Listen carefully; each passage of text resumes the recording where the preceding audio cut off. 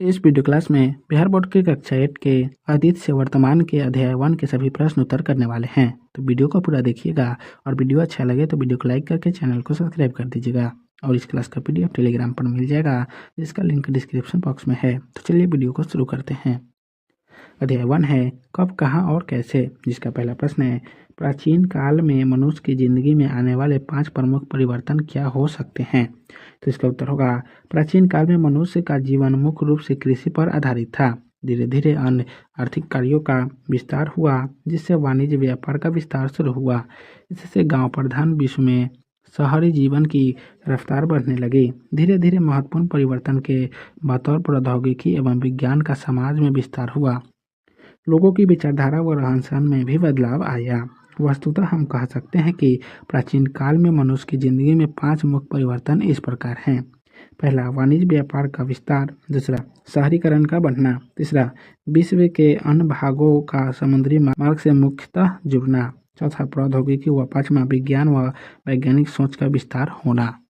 2 number प्रश्न है मध्यकाल में सामाजिक और राजनीतिक क्षेत्रों में आए 5 मुख्य परिवर्तन क्या हो सकते हैं। तो इसका उत्तर होगा मध्यकाल में सामाजिक और राजनीतिक क्षेत्रों में कई परिवर्तन दृष्टिगोचर होते हैं। मध्ययुगीन आर्थिक जीवन मुख्य रूप से कृषि पर आधारित था, पर कृषि के साथ साथ इस युग में अन्य आर्थिक गतिविधियां बढ़ने लगी। इससे वाणिज्य व्यापार व शहरी जीवन की रफ्तार बढ़ने लगी।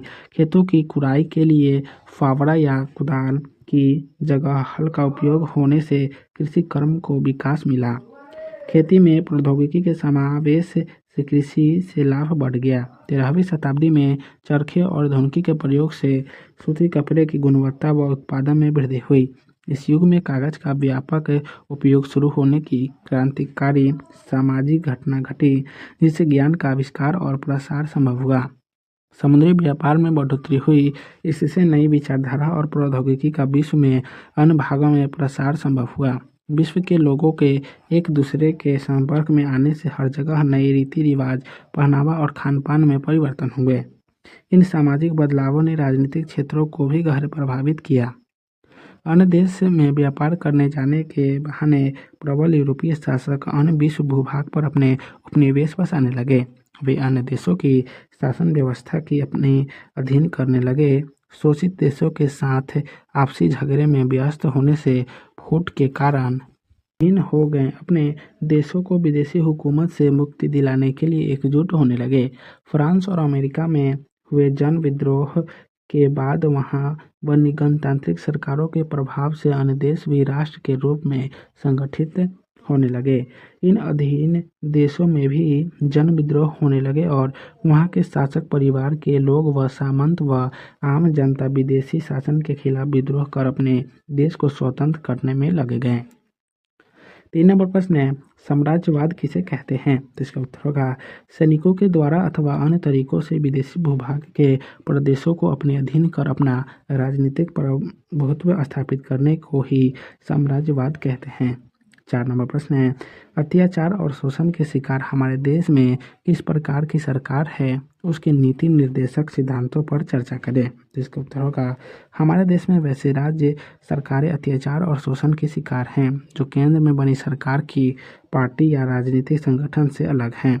यानी केंद्र में जिस पार्टी की सरकार है उस पार्टी से जुड़े लोग अन्य राज्यों में भी सरकार बनाए हैं, तो उनको तो सारी सुविधाएं मिलती है, पर जिन राज्यों में केंद्र में सरकार बनाए पार्टी से अलग दल की सरकार है तो उसे केंद्र अत्याचार और शोषण का शिकार बनाना है। ऐसे राजनीतिक प्रतिद्वंदिता के कारण होता है, जिससे देश के हिस्से उन राज्यों की दशा खराब होने लगती है। वैसे हर राज्य के मुख्य नीति निर्देशक सिद्धांत जनता को बेहतर शासन देने से संबंधित होता है। 5 नंबर प्रश्न है आधुनिक काल से आप क्या समझते हैं। तो इसका उत्तर होगा प्रायः 18वीं शताब्दी के उत्तरार्ध को 1750 ईस्वी के बाद आधुनिक काल का प्रारंभ माना जाता है। आधुनिक शब्द का इस्तेमाल जब समय के संदर्भ में किया जाता है तो इसका अर्थ अतीत का सबसे नज़दीक का हिस्सा होता है, जो पिछले लगभग 300 वर्ष से संबंधित है। 6 नंबर प्रश्न है क्या आप भारतीय इतिहास को समझने के इस तरीके से सहमत है? कक्षा में चर्चा करें। तो इसका उत्तर होगा कक्षा में चर्चा स्वयं करना है आपको। नहीं, मैं भारतीय इतिहास को समझने के इस तरीके से सहमत नहीं हूँ। धर्म के आधार पर किसी विभाग की शासन व्यवस्था, आम जनता का जीवन या वहाँ के इतिहास को समझने की कोशिश करना मेरी दृष्टि से गलत है। किसी कालखंड को धर्मों के आधार पर बांटना मेरी दृष्टि से संकीर्ण विचारधारा है। 7 नंबर प्रश्न है, इतिहास को हम अलग अलग कालखंडों में बांटने की कोशिश क्यों करते हैं? चर्चा करें। तो इसका उत्तर होगा इतिहास एक अति व्यापक विषय व विचार क्षेत्र है।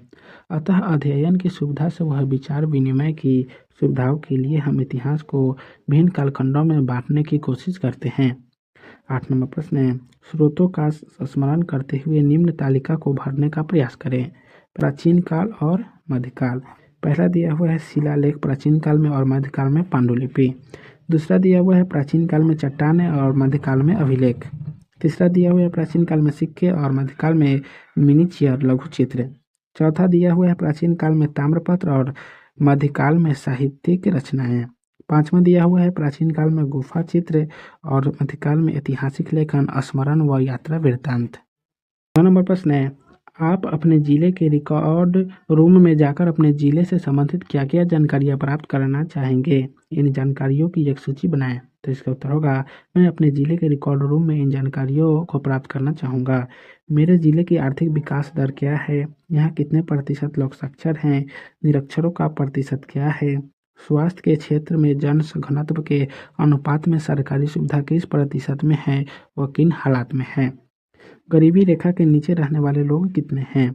अचानक जिनकी संपत्ति कई गुना बढ़ गई, उनकी आमदनी का जरिया क्या है व क्या उन्होंने सरकार को उचित टैक्स दिया है?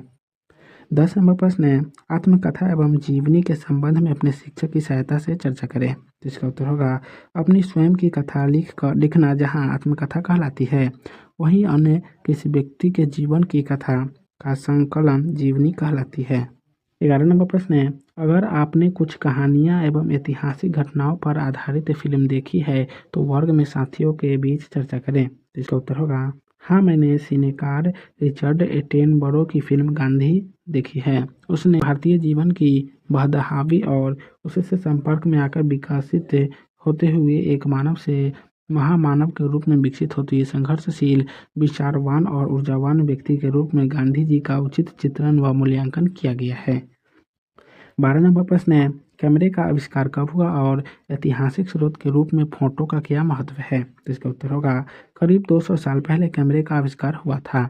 भारत में इसका इस्तेमाल 1850 ईस्वी के दौरान शुरू हुआ। मुगल साम्राज्य के अंतिम बादशाह बहादुर शाह द्वितीय का फोटो उपलब्ध है। वह पहला और आखिरी मुगल बादशाह था जिसकी फोटो कैमरे से खींची गई थी।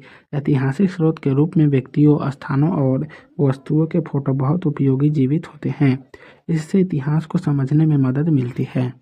अभ्यास का पहला प्रश्न है, रिक्त स्थानों को भरिए।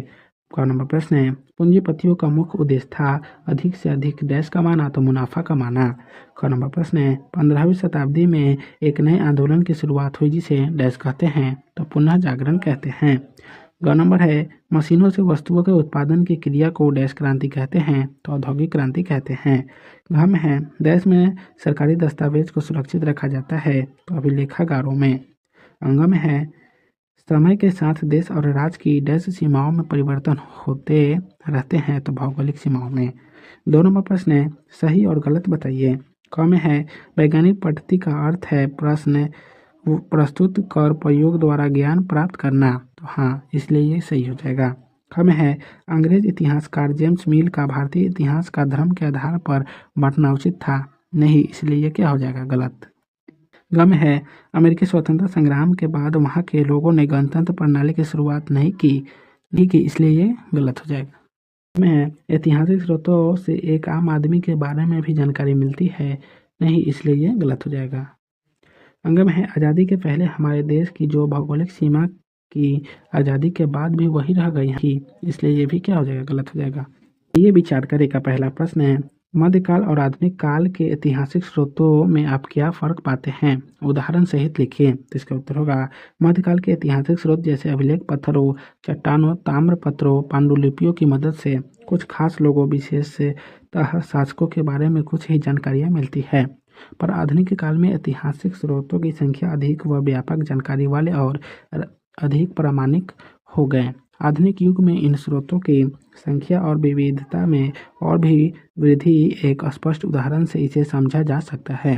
मध्यकाल में हाथ से पांडुलिपियां बनती थी जिसकी संख्या बेहद सीमित होती थी, पर आधुनिक युग में छापेखाने प्रेस के आविष्कार से सरकारी विभाग की कार्रवाई तक के दस्तावेज की कई प्रतियां बनना संभव हो गया। इन महत्वपूर्ण दस्तावेजों की प्रतियों को अभिलेखागारों एवं पुस्तकालयों में देखा जा सकता है। अब ये भी बड़े महत्वपूर्ण ऐतिहासिक स्रोत साबित हो रहे हैं। 2 नंबर प्रश्न है, जेम्स मिल ने भारतीय इतिहास को जिस प्रकार कालखंडों में बांटा उससे आप कहाँ तक सहमत हैं? तो इसका उत्तर होगा 1817 ईस्वी में स्कॉटलैंड के अर्थशास्त्री, इतिहासकार और राजनीतिक दार्शनिक जेम्स मिल ने 3 खंडों में history of British India, British Bharat का इतिहास नामक एक पुस्तक लिखी। अपनी इस कविता में जेम्स मिल ने भारत के इतिहास को हिंदू, मुस्लिम और ब्रिटिश इन 3 कालखंडों में बांटा। यह विभाजन इस विचार पर आधारित था कि शासकों का धर्म ही एकमात्र महत्वपूर्ण ऐतिहासिक परिवर्तन होता है। कालखंड के इस निर्धारण को उस वक्त लोगों ने मान भी लिया, पर ऐसा करना गलत था कि किसी भी स्थान या देश के इतिहास का निर्धारण मात्र उस देश के शासक के धर्म पर नहीं होता। इसके पीछे कई कारक होते हैं जिसमें आर्थिक, सांस्कृतिक, वैचारिक और राजनीतिक आदि कारण शामिल होते हैं। जेम्स मिल का भारतीय इतिहास के कालखंड को बांटने का जो आधार है, यानी शासकों का धर्म ही ऐतिहासिक परिवर्तन का आधार है, बेहद दकियानुसी विचार है और मैं ऐसे संकीर्ण विचार से सहमत नहीं हूँ। 3 नंबर प्रश्न है, सरकारी दस्तावेजों को हम कैसे और कहाँ कहाँ सुरक्षित रख सकते हैं? तो इसका उत्तर होगा अभिलेखागारों एवं पुस्तकालयों में हम सरकारी दस्तावेज को सुरक्षित रख सकते हैं। साथ ही तहसील के दफ्तर, कलेक्टर, कमिश्नर के दफ्तर, कचहरी आदि के रिकॉर्ड रूम में भी सरकारी दस्तावेजों को सुरक्षित रखा जाता है। अब तो सीडी बनाकर भी सरकारी दस्तावेजों को सुरक्षित रखा जाने लगा है। 4 नंबर प्रश्न है, यूरोप में हुए परिवर्तन किस प्रकार आधुनिक काल के निर्माण में सहायक हुए? इसका उत्तर होगा आधुनिक काल के निर्माण में यूरोप में हुए परिवर्तन ने बहुत महत्वपूर्ण भूमिका निभाई। यूरोप में पुनर्जागरण का आंदोलन फैला। इसके तहत लोगों ने आंदोलन कर स्वतंत्र रूप से सोचना शुरू किया और राजनीतिक के इसका असर विश्व के अन्य भागों में भी हुआ, जिसके परिणाम स्वरूप आधुनिक युग में कई देशों में गणतांत्रिक सरकारें की स्थापना संभव हुई। साथ ही यूरोप में शुरू हुई औद्योगिक क्रांति का असर पूरे विश्व पर पड़ा। लगभग हर देश इससे प्रभावित हुआ। इससे अन्य देशों में भी लगा और मशीन पर और उससे बने सामानों पर लोग निर्भर होने लगे। इन यूरोपीय घटनाओं ने आधुनिक काल की प्रगतिशील दुनिया के निर्माण में महत्वपूर्ण भूमिका निभाई। तो आज के इस वीडियो क्लास को यहीं समाप्त करते हैं, फिर मिलेंगे नेक्स्ट वीडियो में। तो आप सभी को वीडियो देखने के लिए बहुत बहुत धन्यवाद।